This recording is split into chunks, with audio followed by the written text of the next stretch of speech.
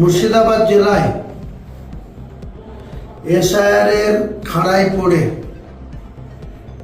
11 লক্ষেরও বেশি মানুষকে বিচারাধীন করে রাখা হয়েছে ভোটারদের। এত বড় একটা জেলা যেখানে 62 লক্ষ ভোটার, 90 লক্ষ মানুষের বাস, সেই জেলাতে এসআইআর করতে গিয়ে এসআইআরে যখন খসড়া তালিকা টাঙানো হলো, তখন যে পরিমাণ নাম সেখানে ডেথ কেস বা ডবল নেমের কেস বাদ গিয়েছিল, আমাদের কোনো বক্তব্য ছিল না। আমরা সেটা মুর্শিদাবাদের মানুষ সকলে মিলে সব রাজনৈতিক দল কম বেশি মেনে নিয়েছে। কিন্তু যেটা 1,36,00,000 যেটা হিয়ারিংয়ের জন্য নোটিশ দেওয়া হলো, সেই নোটিশের রাজ্য সরকারের যে সমস্ত কর্মচারীগণ এই এসআইআর এই জেলায় আমার আসার একটা সবচেয়ে বড়, যখন আসছিলাম ওই রাস্তা দিয়ে বারবার মনে পড়ছিল সেই সারা রাত ধরে ট্রাভেল করা রায়গঞ্জের সেই প্রত্যেকটা মানুষের নাম তুলতে গিয়ে যে ভাবে তাদের মারা হলো, এবং মারা না কিভাবে তাদের 60 লক্ষেরও বেশি মানুষের রাজ্য স্তরে নাম পেন্ডিং রাখা হচ্ছে, বিচারে রাখা হচ্ছে। তার মধ্যে দুঃখের বিষয় এই মুর্শিদাবাদে 11 লক্ষের বেশি, পাশের মালদাতে 8 লক্ষেরও বেশি।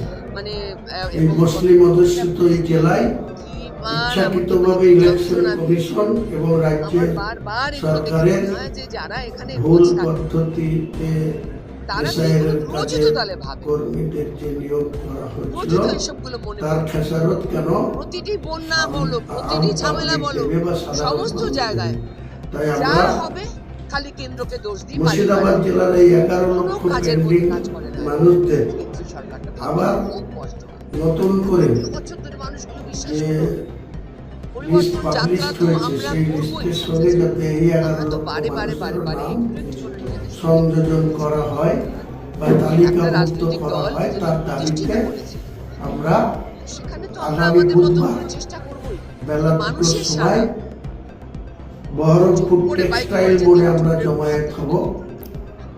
টেক্সটাইল মোড়ে আমাদের রাস্তায় দাঁড়িয়ে কর্মসূচি পালন করব। ওখান থেকে 10 জনের প্রতিনিধি আমাদের দলের জেলা শাসকের কাছে যাবে, ভেতরে আমাদের দাবি সমূহ পেশ করবে, আমাদের মেমোরেন্ডাম জমা করবে। আমরা তখন 2টোর মধ্যে আমরা সবাই এক ভারত শ্রেষ্ঠ ভারত, বিকশিত ভারত, বিকশিত পশ্চিমবঙ্গ, পশ্চিমবঙ্গে পরিবর্তনের লক্ষ্যে আজ সারা রাজ্যব্যাপী আমাদের 9টা বিভাগে পরিবর্তন যাত্রা শুরু হয়েছে ইসলামপুর থেকে। এখন আমরা করণদিঘি ময়দানে রয়েছি। এখানে আপনারা সবাই দেখলেন যে একটা বিরাট জনসভা হলো। মানুষ পরিবর্তনের পক্ষে, আগামী দিনে পশ্চিমবঙ্গে পরিবর্তন হচ্ছে, সেই লক্ষ্যে আমাদের আজ থেকে শুরু করে 10 তারিখ অবধি আমাদের উত্তর দিনাজপুর, দক্ষিণ দিনাজপুর এবং বিজেপির আমাদের যে মালদা উত্তর, মালদা দক্ষিণ যে সাংগঠনিক জেলা রয়েছে, এই 4টে জেলা আমাদের পরিবর্তন যাত্রা আমাদের ঘুরবে। তার সাথে সাথে আগামীতে এই পরিবর্তন যাত্রা ব্রিগেড প্যারেড গ্রাউন্ডে মোদিজির সভার উপস্থিতিতে তার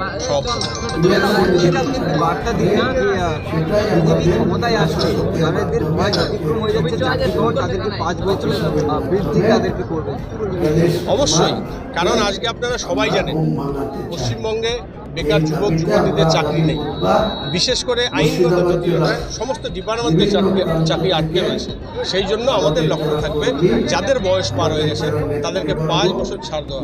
শুধু তাই নয়, তার সাথে আমি এটাও বলেছি 2026 অবধি পশ্চিমবঙ্গে যত শূন্যপদ রয়েছে সমস্ত শূন্যপদের নিয়োগ আগামী 45 দিনের মধ্যে সরকার আসার পর শুরু হবে। এবং তার সাথে সাথে আমাদের যেটা আরও লক্ষ্য, আপনারা পশ্চিমবঙ্গে সবাই জানেন যে আমাদের সরকারি যারা কর্মচারীরা রয়েছেন তারা কোনোভাবেই মহার্ঘ ভাতা পাচ্ছেন না।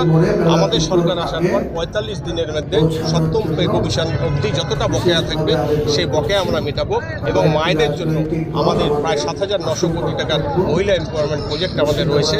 তার সাথে সাথে আমরা চাই নেশামুক্ত সমাজ এবং আমরা মেধার যাতে দাম পাই, চাকরির ক্ষেত্রে কোনো রকম দুর্নীতি চলবে না, সঠিক উপায়ে আমাদের চাকরি ইন্টারভিউ হবে। তার সাথে সাথে আমরা সিন্ডিকেট রাজ এবং নেশামুক্ত সমাজ আমরা করতে চাই এবং তার সাথে সাথে আমি করণদিঘিবাসীর জন্য বলবো আমাদের লক্ষ্য আগামী দিনে করণদিঘিতে হসপিটাল করা, যত ২ নম্বরই মদের দোকান রয়েছে সেগুলো সব বন্ধ করা। তার সাথে সাথে যেভাবে চারিদিকে আমাদের যুব সমাজকে ড্রাগস অ্যাটাক করেছে, লটারি অ্যাটাক করেছে, সেগুলো সব বন্ধ করা এবং করণদিঘিবাসীর দীর্ঘদিনের স্বপ্ন যে দিক দিয়ে রেলপথ সেই কাজও আমরা সম্পন্ন করব।